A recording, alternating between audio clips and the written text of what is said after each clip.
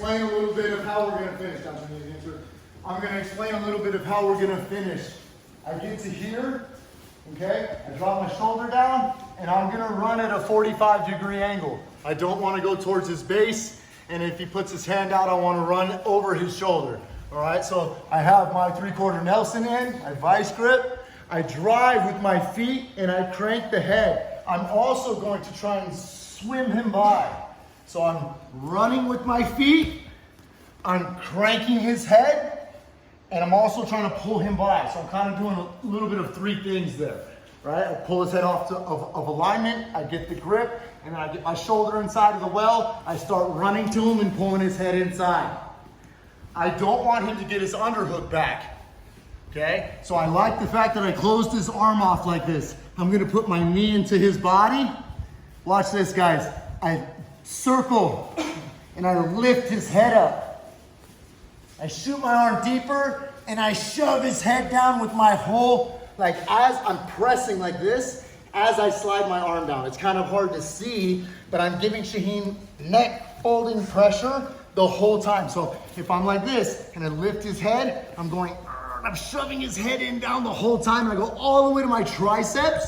This arm is up, grabbing the back. It is not making a fist or low. It is up into the armpit. Finish number one, I push into him and sprawl, and I get the choke. Finish number two, I lay on my side, and I just search for this butterfly hook. This one kind of hurts the neck. So be careful here. I don't even need to squeeze, guys. I'm like this, I just lean, and Shaheen will tap. So I want you to get out of the habit of, I don't want you squeezing tonight, all right? If he were to get up onto his knees, I would keep this hook here and I'll balance him on his neck. That shit sucks, huh, Shaheen?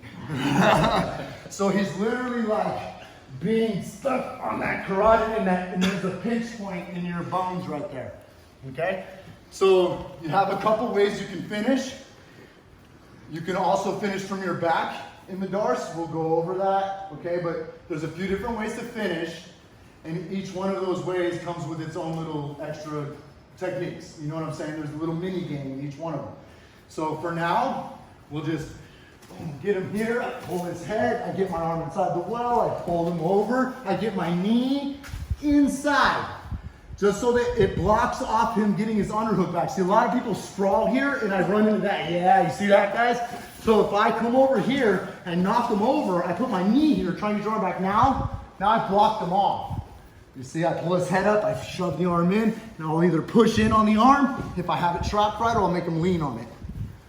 Okay, but because I'm really, like, there's a lot of people that like to lean, which is perfectly fine. There's just different ways to do it. It's perfectly fine. My own black belts choke me with the lean, so I'm not knocking it, okay? But what I am saying is I'm super knowledgeable in the Darce, so I can close his arm off perfectly and finish, on your side, buddy, and finish sprawling on him just fine. I can finish like this because I have such knowledge of his arm.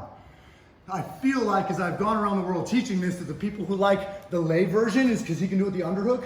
Like you can lay on him here and he can still have an underhook, you know, and that's fine if you catch it like that. But in terms of the success rate for me over the years, I've just really wanted to master closing his elbow off, okay?